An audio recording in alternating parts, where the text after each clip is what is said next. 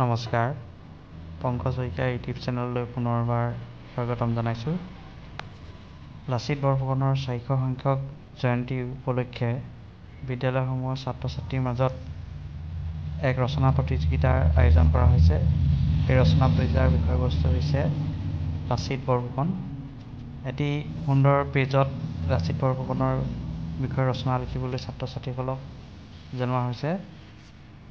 এই এটি পেজত জোৰাকৈ কেনেকৈ আমি লাচিত বৰফুকনৰ ৰচনাখন লিখিম তাৰে এটি আভাস এই ইউটিউব চেনেলৰ যোগেদি দাঙি ধৰা হৈছে।